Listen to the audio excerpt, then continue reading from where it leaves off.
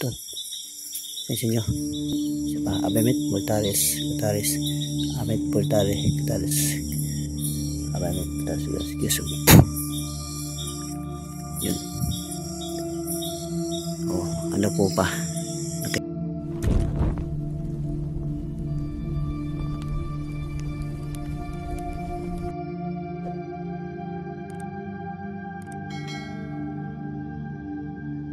Magandang araw mga ka-horror at welcome back nga palang muli sa aking channel. Nandito na naman nga pala tayo sa bagong episode ng Kwentong Agimat. Bali ang pag-uusapan nga pala natin ngayon mga ka-horror ay yung mga tao na mayroong kakayanan na magpatigil ng ulan. At bukod sa pagpapatigil ng ulan ay kaya rin ng tao na ito na magpakidlat kung gugustuhin niya. Meron kasi tayong subscriber sa Facebook na kine-claim niya na siya raw ay may kakayanan na magpatigil ng ulan. Actually, dalawang video yung sinend niya sa akin. Yung isa ay na actual niyang pinatigil yung ulan. Tapos yung isa naman ay kaya niya ring magpakidlat kung gugustuhin niya. Meron na akong napanood na ganitong klase ng video dati dito sa YouTube. At ito ay nanggaling din sa mga sikat na antingero at manggagamot na si Lamorok Milam at si Master Jadu. At ganun din, yung kung mapapanood nyo yung video nila ay talagang actual nilang pinatigil yung ulan. So tara mga ka-horror at silipin natin yung video ni Lamorok Milam at ni Master Jadu.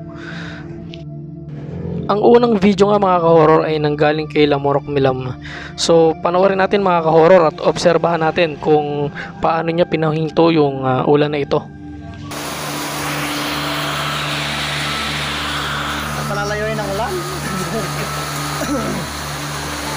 Nga. Bigay sa akin ng joke.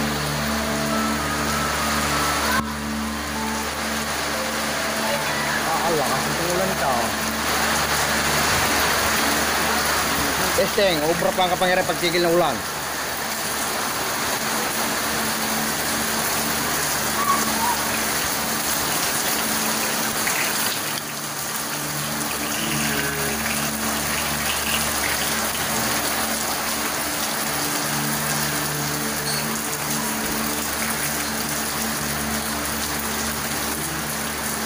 Ho! Kaya patigil, lipas ulan.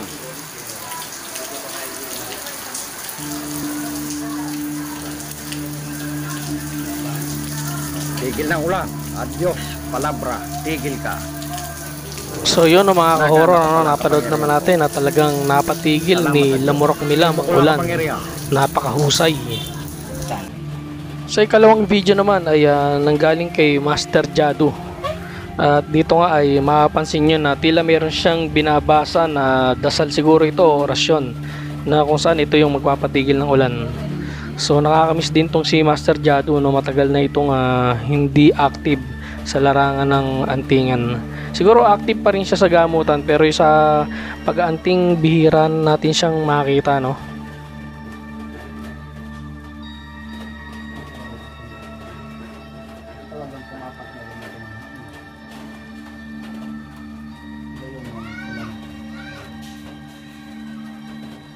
Hindi pa natatapos yung orasyon ko totally, tumigil ang ulan. Pakita mo yung buong paligid. Yan ay gawa po ng elemento na yung nakaharap ko. So yun mga ka-horror, nakakita nyo naman na talagang tumigil din yung ulan, ano? Napatigil ni Master Jadu. So mahusay din ang kapangyarihan ni Master Jadu sa pagpapatigil ng ulan. Diba? Saglit lang, ang lakas ng bunok ng ulan, bigla lang sa tumigil. Ayun pa nga yung pinag-ano. At gaya nga ng sinabi sa inyo kanina mga ka-horror, ano, ay meron tayong isang subscriber sa Facebook na nag-send ng video na kung saan ay pinatigil niya yung ulan. At yung isang video naman na sinend niya ay nagpakidlat siya. Pero bago tayo dumako mga ka-horror doon sa video na isinend niya, no, ay tignan muna natin kung ano ba ang kahulugan ng ganitong klase ng kapangyarihan pagdating sa mundo ng espiritual o sa mundo ng lihim na karunungan. Ang kapangyarihang kayang magpatigil ng ulan ay karaniwang tinatawag sa tradisyong espiritual at esoterikong Pilipino bilang tag-ulan o tagtigil ulan. Ngunit may iba't ibang katawagan depende sa rehiyon, paniniwala at gamit ng orasyon o agimat. Narito ang mga posibleng termino. Number 1. Kapangyarihang espiritual, espiritista o antingero. Tagtigil ulan, tumutukoy sa mga kakayahan o taong may abilidad na pigilan ng ulan gamit ang dasal, orasyon o ritual. Number 2. Orasyon o dasal pampatigil ng ulan. Mayroong tinatawag na orasyon sa ulap, orasyon sa ulan o tigil ulan na iniatas sa mga espiritual na nilalang. Halimbawa, San Lorenzo, San Miguel o mga elemental upang ipahinto ang ulan. Number 3. Anting-anting o agimat sa panahon. May mga anting-anting din na nakaukit ang mga salitang Latin o Tagalog na sinasabing may kakayahang pigilan ng ulan kung ginagamit sa ritual o sa tamang dasal. Number 4. Gamit ng salita o bulong. Ang ilang matatanda o babaylan ay gumagamit ng bulong o salita na ibinubulong sa hangin at itinuturo sa ulap bilang pampigil ng ulan. Kilala rin ito sa tawag na salitang tigil ulan, pagbawal sa ulan, pagpigil sa ulap. Narito naman ang isang halimbawa ng orasyon na ginagamit pampatigil ng ulan.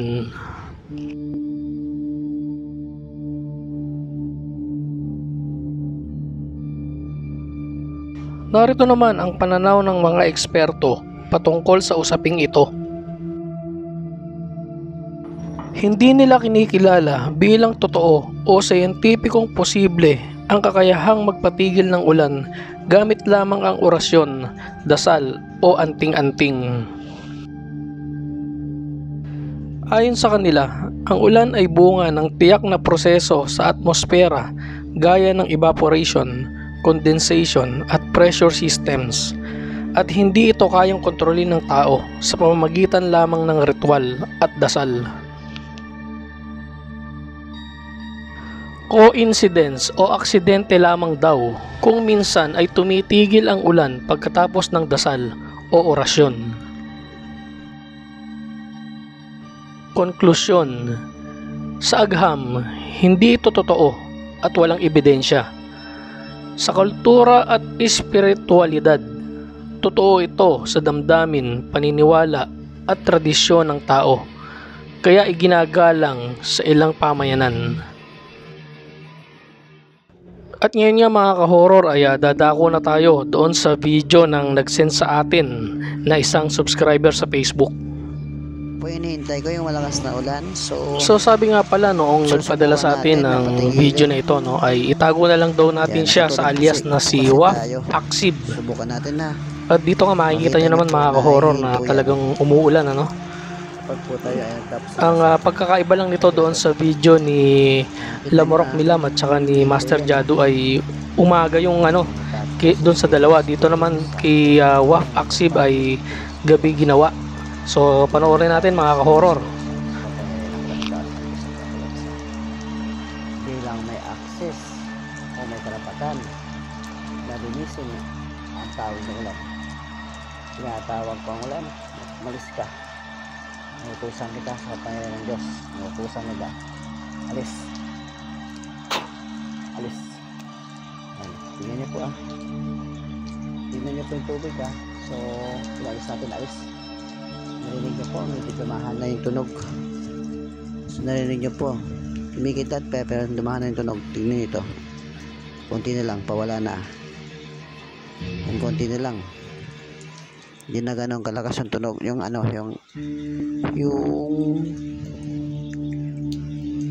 ulan.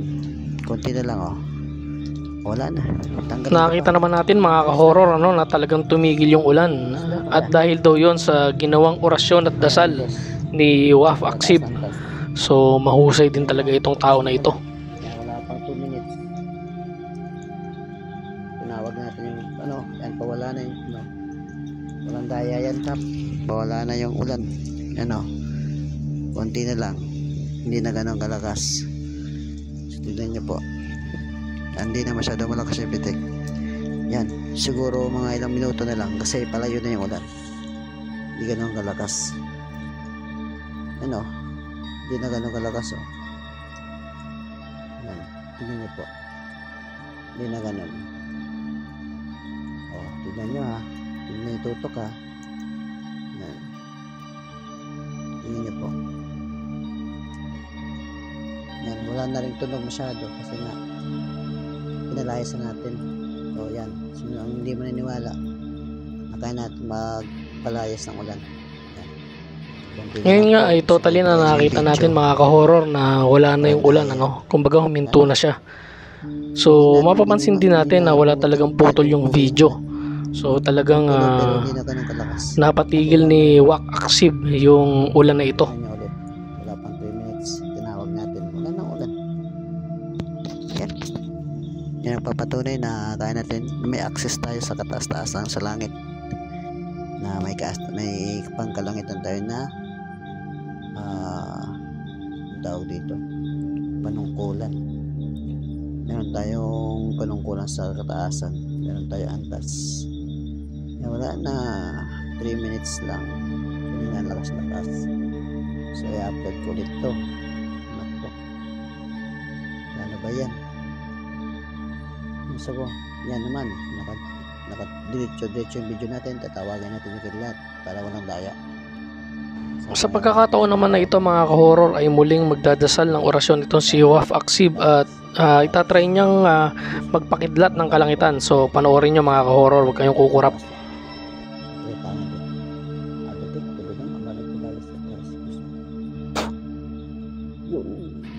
So yun mga ka-horror, nakakita nyo ba na talagang kumidlat, ano?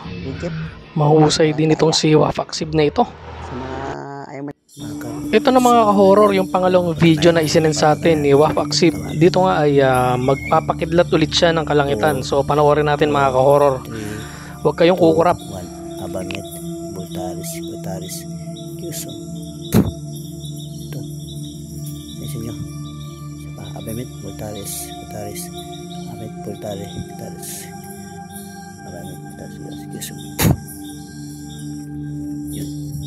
Nakakita nyo ba yan mga ka-horror na napakidlat niya yung kalangitan, ano? Mahusay talaga itong si Idol. Nakakabilib. Ano sa palagay nyo mga ka-horror? Posible nga kayang mapatigil ng isang tao ang pag-ulan? At kaya nga kaya nitong mapakidlat ang kalangitan? Kayo na po ang bahalang humusga. Hanggang dito na lang mga ka-horror. At samahan nyo akong muli sa mga susunod na pang mga kwento patungkol sa agimat. Maraming salamat po.